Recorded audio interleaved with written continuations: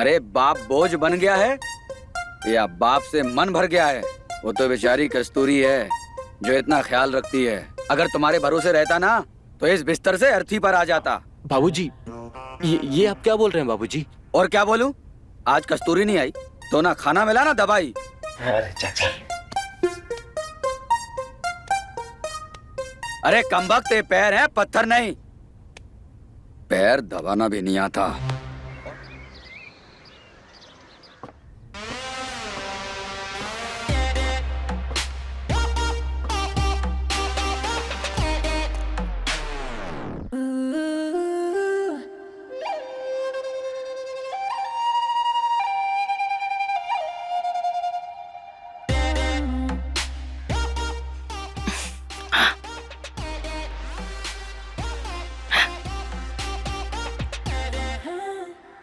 सुनिए तो, वो मेरा कुछ सामान तुम्हारे पास पड़ा है,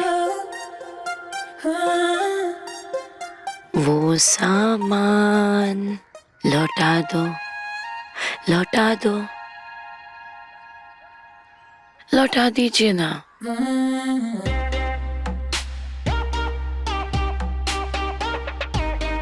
वो क्या है ना, मेरे पास बस एक ही टॉवल है और वो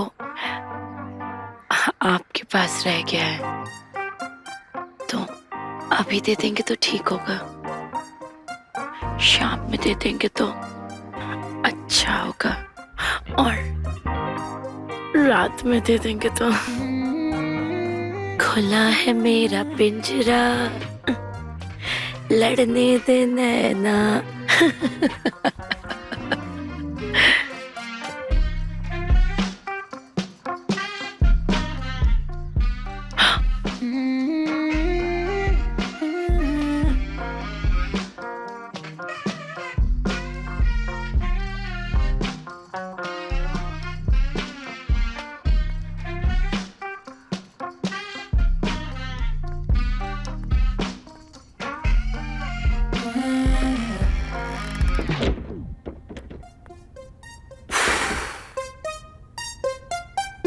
खुला है मेरा पिंजरा, यक।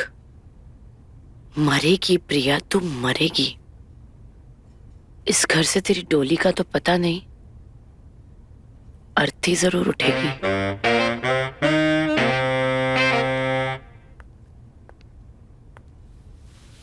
खड़ा है घर पे तेरे आशिक खड़ा है, खोल खोल खोल दरवाजा खोल।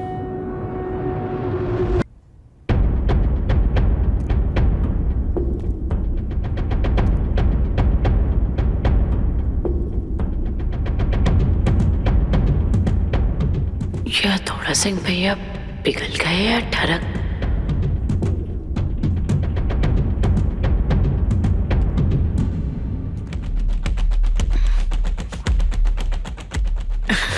ऐसी भी क्या चलती है?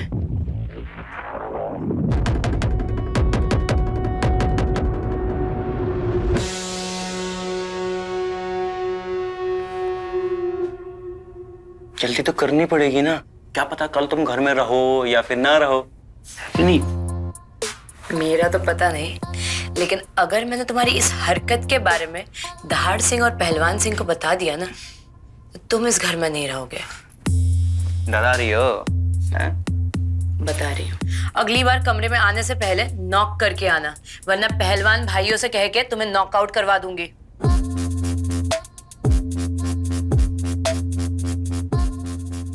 ज्वाला सिंह, हथौड़ा सिंह।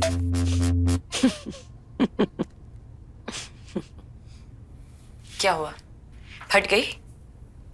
अगली बार आने से पहले नॉक करके आना। Now get out. Out.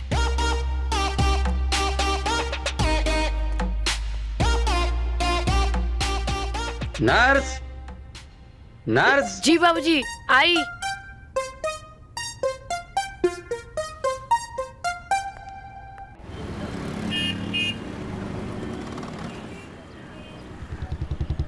You don't get it, you हथौड़ा भैया जब हीरामल के तबेले से दूध लेकर लौट रहे होंगे तब उन्हें रास्ते में घर की तरफ आती हुई प्रिया दिखाई देगी और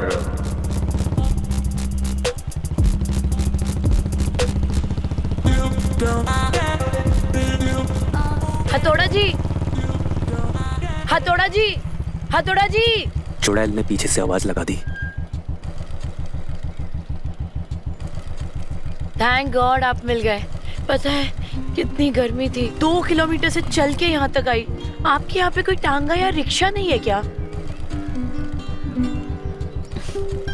मैं बैठ गई हूँ, चलिए ना, चलिए।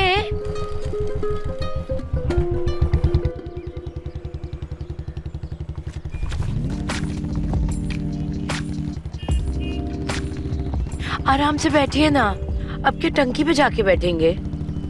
देखिए मैं कितने आराम से बैठी हूँ।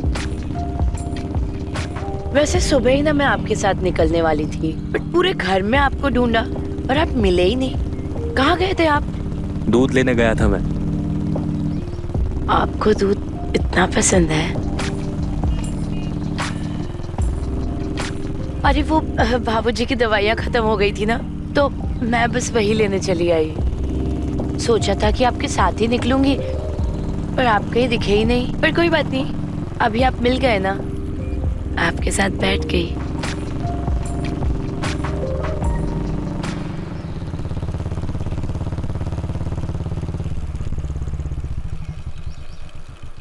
घर आ गया। इतनी जल्दी? अगली बार कब जा रहे हैं? अगली बार कभी नहीं आएगा। और जब भी आपको दवाई मंगानी हो मुझसे या जय को बोल देना, हम में से कोई लेकर आ जाएगा। और वैसे भी तुम 5-6 दिन और हो यहाँ, अपना बोरिया बिस्तर बांध लो।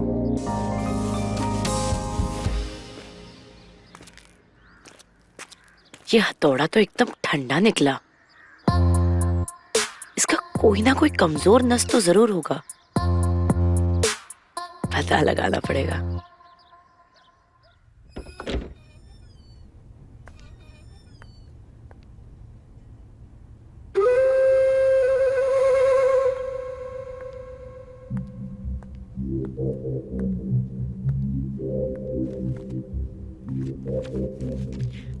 अभी तबीयत ठीक है आपकी?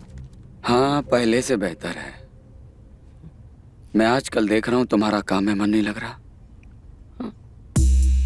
आज सुबह दवाई देने क्यों नहीं आई? आप ही की दवाई लेने तो मार्केट गई थी। तो मेरे तीनों बेटों में से किसी एक को भेज देती, वो लेके आ जाता। अब उनसे कैसे कह देती? सब देख दाख के तो लेना पड़ता है। अब मान लीजिए कोई कंपनी अलग हो गया, तो कंपाउंड भी तो सेम होना चाहिए, और कंपाउंड सेम भी निकला तो दवाई एक्सपायर हो गई तो सब देख के लेना पड़ेगा ना। मेरे पहलवान बेटे नहीं कर पाते इसको। नहीं, मेरे कहने का वो मतलब नहीं है। तुम्हारे बोलने से और ना बोलने से सच्चाई छुप नहीं जाएगी। बाकी दोनों बेटों ने तो बचपन से किताबों से कुश्ती लड़ी और जवानी में अखाड़े में। वैसे तुम नर्स का काम कब से कर रही हो? जी, मेरी ट्रेनिंग पूरी हो चुकी है, अभी 6 महीने ही हुए हैं। तुम्हारे घर में और कौन कौन है? घर में तो सब है, मम्मी है, पापा है। आपके परिवार जितना बड़ा नहीं है, लेकिन प्यार आपके परिवार जितना ही है।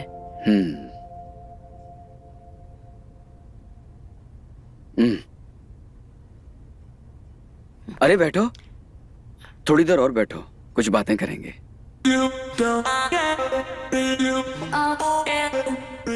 आपके आराम करने का टाइम हो गया, चलिए आप लेटिए, आराम कीजिए। आप शाम को जब आऊंगी ना, फिर हम बहुत सारी बातें करेंगे, ठीक है? और हाँ, आपके कुश्ती के किस्से तो सभी से सुने हैं, लेकिन शाम को जब आऊंगी तब आपके मुंह से सुनूंगी।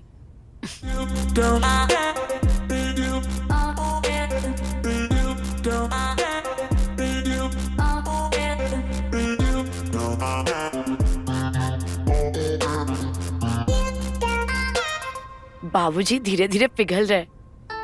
आज उन्होंने सामने से मुझसे बात की, मतलब हमारा प्लान कामयाब हो रहा है। इसका मतलब बुढ़ा इंसान बन रहा है। लेकिन सिर्फ बाबूजी के मानने से तो नहीं होगा ना। हमें हथौड़ा भैया और ज्वाला भैया का भी तो कुछ करना होगा। देखो, ज्वाला भैया का तो पता नहीं, लेकिन हथौड़ा भैया जिस अखाड़े में कुश्ती करते हैं वो मुझे पता है, जहाँ वो चित हो जाते हैं। क्या बोल रहा है तू? हाँ, तो लेके चल वहाँ। चलो।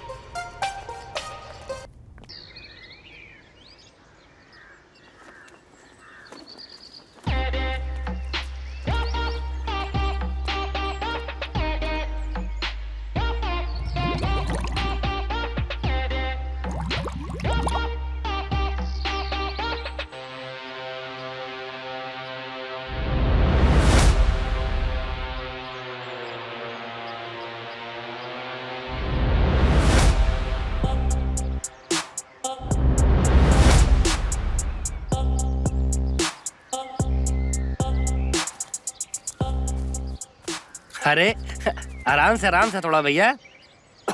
वो क्या है ना, जब सच सामने आता है ना तो सांसें ऐसी अटक जाती है आदमी की।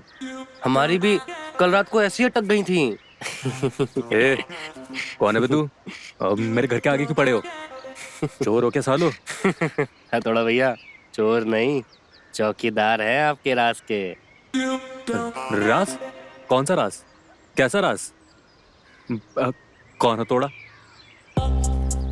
अरे हाँ हथौड़ा भैया। अरे मैं कोई हथौड़ा भीम नहीं, मेरा नाम शेर है। भैया आपका सच सबके सामने आ चुका है, कम से कम अब तो सच बोल दीजिए। सच ही तो बोल रहा हूँ। अब क्या गीता पर हाथ रख के कसम खाऊं क्या? अच्छा, तो फिर अपनी बीवी की कसम खाकर कहिए कि आप हथौड़ा नहीं, आप शेर सिंह हैं। जिसको जो मानना है मानो, और नहीं मानना मत मानो। मेरा नाम शेर सिंह है, मैं तुम्हारा कोई हथौड़ा भैया नहीं। तो आप शेर सिंह हैं? अरे जय, जब भाई साहब बोल रहे हैं कि वो शेर सिंह हैं, तो मान लेते ना वो शेर सिंह हैं। यार अरशद, एक बात बता, कोई आदमी अपना नाम झूठ क्यों बोलेगा? हाँ, वही तो, isn't this a miracle? देखो ना, वही शक्ल, वही कद काटी, वही डोले और तो वही मूछे। सही कह रही हैं आप, हम भी यही कहने वाले थे। जय, तूने बताया नहीं यार, बाबूजी एकदम जेरोक्स मशीन की तरह है, सेम टू सेम छाप दिया यार। ए, अरे हमारा मतलब कि हथौड़ा भैया के बाबूजी, वो क्या है ना कि वो आपको देख के बहुत खुश होंगे। आप एकदम हूबहू हथौड़ा भैया लगते हैं। आप हमारे साथ चलिए ना। तो कहाँ? अरे वो इस शेर को उसके दहाड़ से मिलवाने, मतलब हमारे बाबूजी से मिलने, दहाड़ सिंह जी से। वो आपको देखेंगे ना तो हैरान हो जाएंगे, और क्या पता खुश भी हो जाए। चलिए ना। अरशद, एक काम करते हैं, भाभी जी को ले चलते हैं साथ में। हाँ, भाभी डर जाएंगे। अबे बाबूजी मर जाएंगे या फिर मुझे मार देंगे।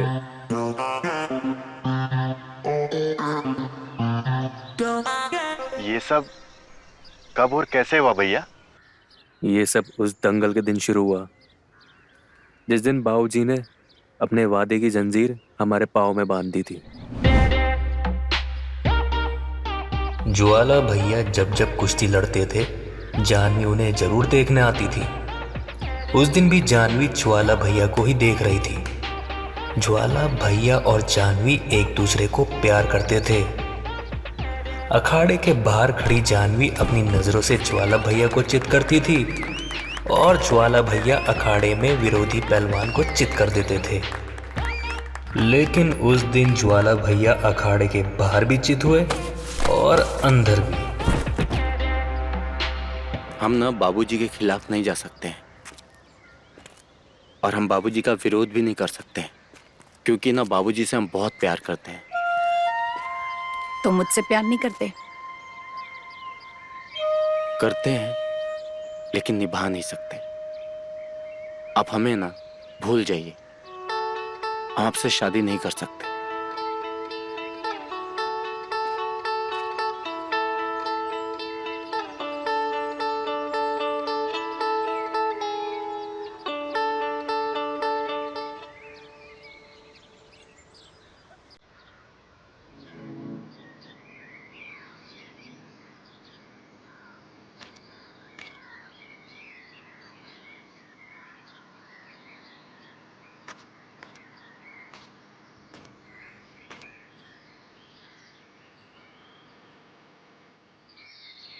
जानवी, हम तुमसे बहुत प्यार करते हैं। बस भैया की वजह से खामोश थे।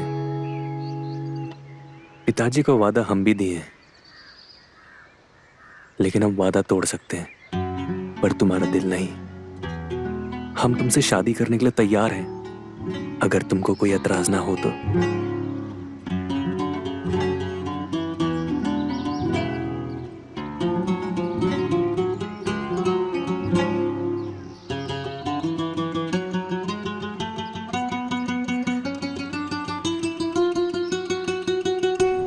देवर जी, हम आपसे मिन्नत करते हैं कि आप ये बात बाबूजी और ज्वाला जी को मत बताइए। हम इस गांव में छुप के रह तो रहे हैं, लेकिन हम बहुत खुश हैं।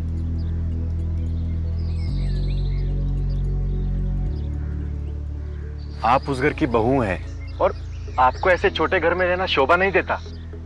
मैं बहुत जल्द आपको उस घर में लेकर चलूंगा। हाँ, हम दोनों लेकर चलेंगे आप लोगों को। और हम तुम दोनों को मिलवाएंगे।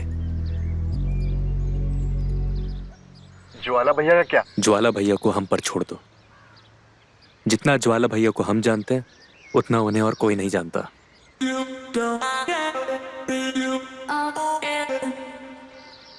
मैं तुम्हें बताऊंगा कि ज्वाला भैया को कैसे तोड़ना है। लेकिन क्या वो मानेंगे? उन्हें मानना भी पड़ेगा और अपनी सोच को बदलना भी पड़ेगा कि स्त्री एक अपशगुनी होती है। उन्हें हम समझाएंगे कि स्त्री भाग्य जगाती है, जीवन में शांति और संयम लाती है, हिम्मत देती है और एक अच्छी स्त्री अच्छा इंसान बनाती है। ज्वाला भैया के चित होने से ये कहानी शुरू हुई थी और अब उनके चित होने से ही ये कहानी खत्म भी होगी।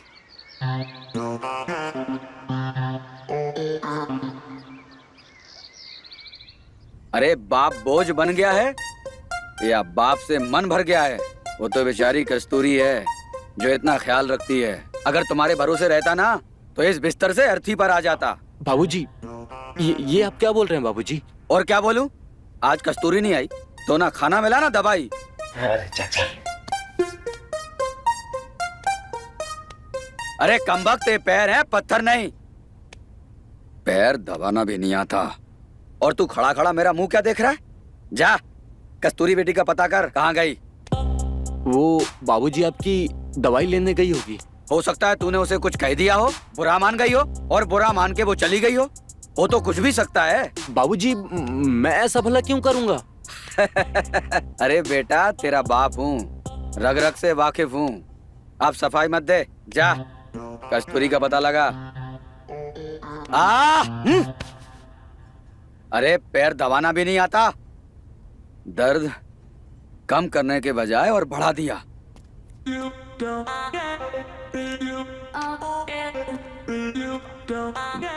बाबूजी, आप दवाई लीजिए बाबूजी।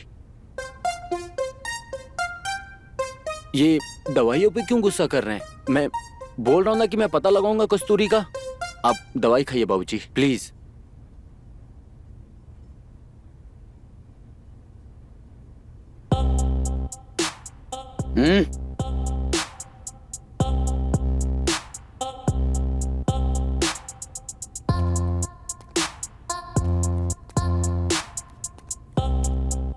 पता नहीं कैसे नालायक बेटे पैदा किए हमने।